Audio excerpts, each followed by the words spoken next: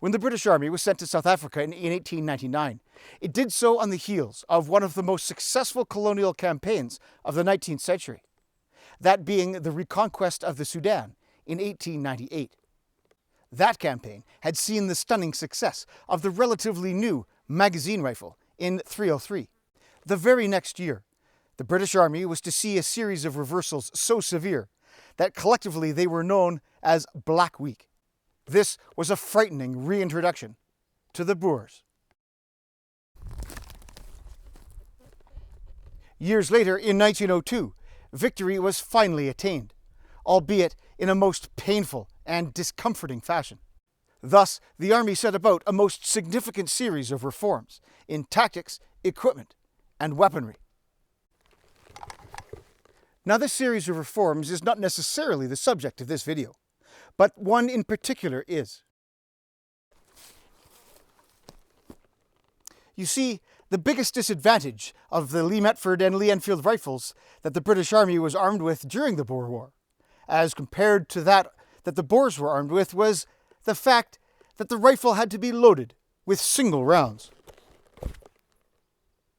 The Boer rifles did not, and used chargers of 5 rounds to load the magazine.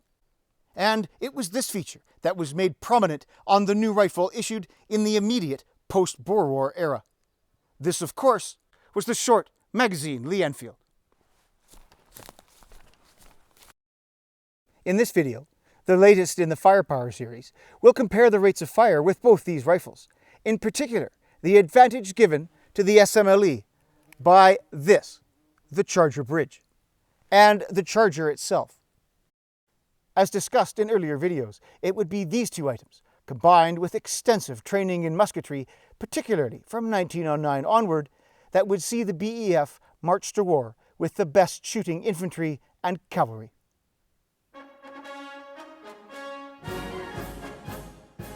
The firepower generated by the magazine Lee-Metford and Lee-Enfield was generally sufficient for the purposes of the campaigns of the 1890s.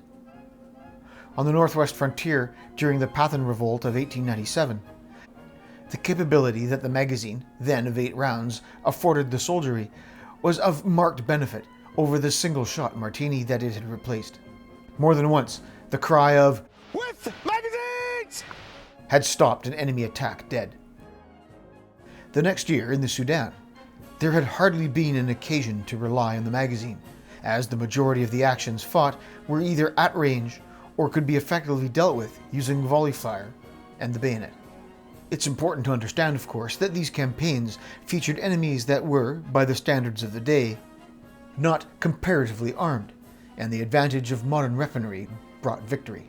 In 1899, that changed.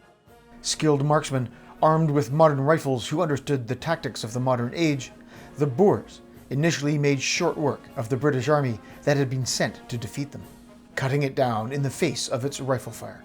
Interestingly, the 1895 Mauser was only marginally better, ballistically, to the Lee-Metford, but what it brought to the battlefield was something that the British Army had never faced: high volumes of sustained fire from repeating rifles.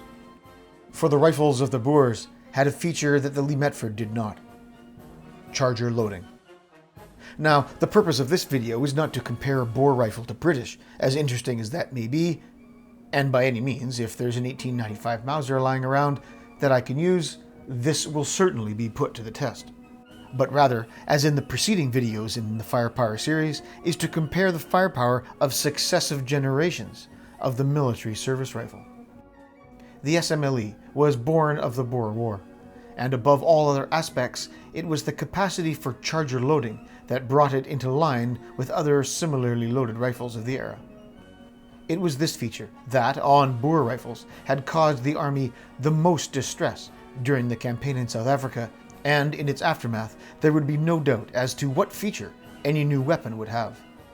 There would be other developments later, such as faster, Spitzer ammunition, but it was the capacity for rapid sustained fire that would prove to be most salient. With this capacity as a foundation, musketry standards were raised, and gradually the Army became more and more proficient. By 1914, the quick-loading SMLE in the hands of quick-firing troops would, in the last gasp of the rifle as the dominant weapon on the battlefield, would prove the validity of improvements that began some 12 years previously. In order to test these rifles against one another, a simple practice was used in the same vein as previous videos. Unlike previous practices where 10 rounds was the standard, in these practices 20 rounds was chosen as being the number to be shot. This was necessary to test the sustained rate of fire using chargers. It was shot at 100 yards, and in an additional deviation from previous tests, it was shot in the prone position. This was done to replicate a more practical aspect of musketry as was practiced at the dawn of the 20th century. But, like in all the tests, all loading was done as though in the field, from the pouch. The target used was a figure number 2 of 1914 vintage. Though completely applicable for the SMLE, was a little bit ahead of its time in regards to the Lee-Metford. That said, it makes for a decent standard of rapid shooting at 100 yards. The ammunition used for these practices was my usual .303 loading. A 210 grain bullet cast of linotype on top of 24 grains of .4227. One slight difference between that used with the Lee-Metford and that used with the SMLE, in that the SMLE version is seated a little bit deeper, making the overall length shorter. This works better in the SMLE's magazine. The Lee-Metford was first up. The initial patterns of Slade Wallace pouch opened to the front, and were notorious for the loss of ammunition. The pouches on my set are reproductions of a later pattern of pouch which opens forward. As you can see in this view, the lid wants to close back on itself, and this was found to help remedy loss of ammunition. I charged the magazine with 8 rounds, then closed the cutoff, and chambered a 9th round, opening the cutoff after the bolt was closed. This would give me all advantage with 9 rounds in the weapon. Perhaps not quite by the book, but well within the realm of possibility. These first 9 rounds were fired, as you might expect, with relative ease. The difference between this and any other repeating bolt-action rifle would have been negligible.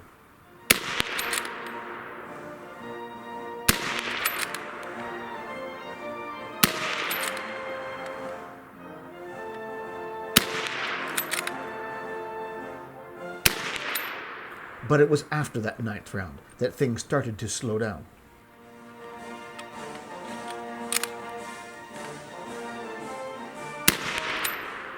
As you might expect, reaching back to the pouch to fetch another round every time you want to fire became a bit of a chore,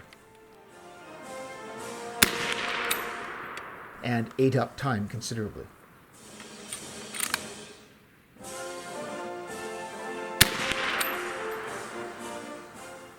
I did arrive at somewhat of a rhythm as we progressed towards the 20th round.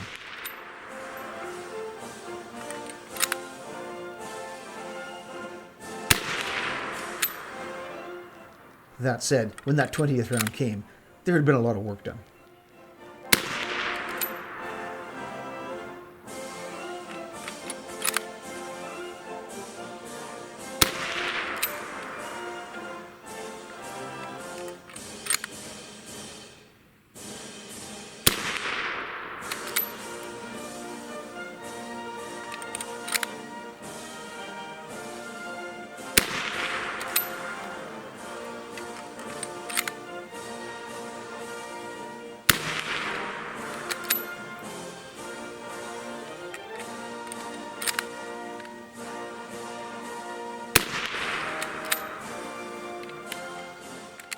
"20 rounds in 1 minute 53 seconds for the Metford."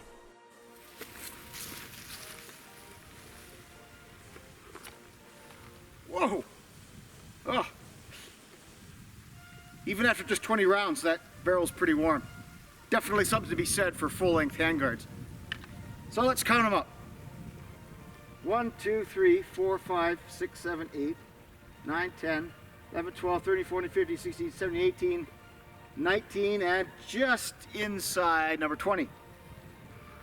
So, not quite as good shooting as hoped for, but 20 on the target.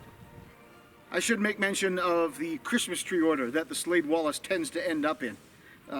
Haversacks, water bottles that are slung and constantly wanting to fall in front of the ammunition pouch when you're lying prone. and trying to access the right one in particular. There's a lot of these little things that provide some sort of friction into good, solid musketry. That said, it's what they used, and they worked through all the foibles of that equipment. Next up was the SMLE.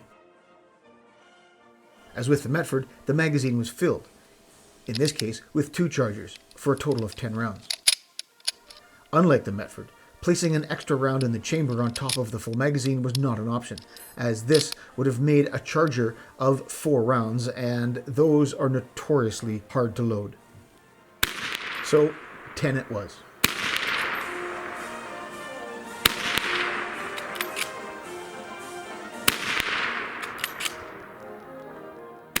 There were a couple of hiccups with some hard extractions, but generally speaking, the practice flowed evenly.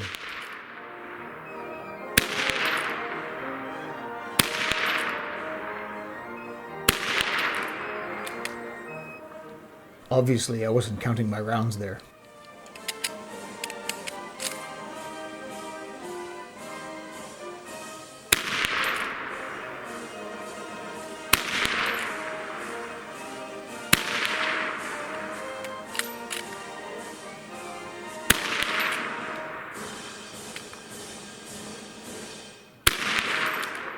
And again, I forgot to count my rounds.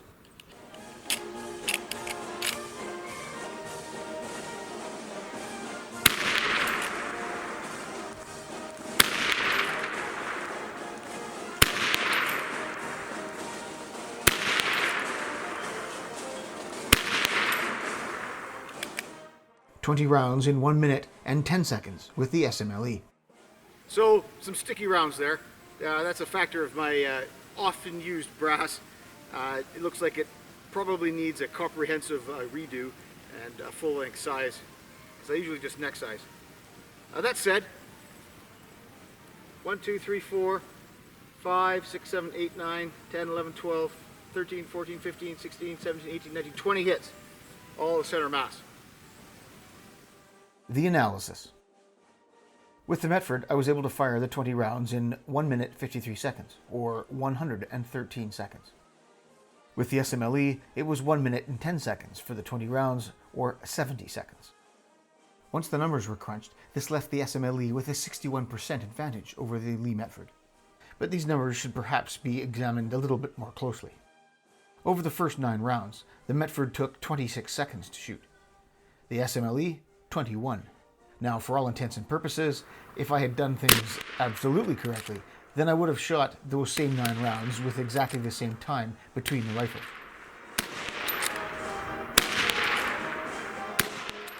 I didn't, and those 5 seconds are all on me. But where the difference truly becomes evident is in the last 10 rounds. With the Metford, it took 67 seconds to fire each one of those individually from the pouch, whereas with the SMLE, 2 chargers, 35 seconds.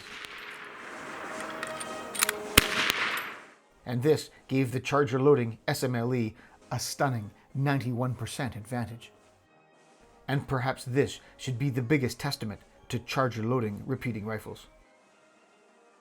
I hope this video has put in the proper context the leap in capability made when the Army transitioned to charger loading.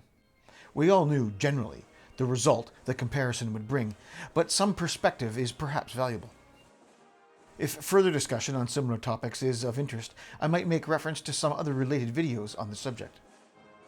First is the comparison between the Martini and the Lee-Metford, which contains at its end a very illustrative account of the use of magazine fire in the 1890s. The second is a video discussing the relative merits of 3 techniques of using the Lee-Metford to achieve the fastest sustained rate of fire. And of course, the third is not a video unto itself, but rather a series on the musketry of 1914, which opens with the following account from a man who used his charger-loading SMLE to confront the Germans in 1914. Well, we eventually got onto this so-called Mons Conde Canal, and in extended order, and we were 3 yards apart easily. we just laid there, and the bugles were sounding, and the bands were playing, and these columns of Germans were coming up. You couldn't miss them, because the British Army was absolutely spot on with the rifle.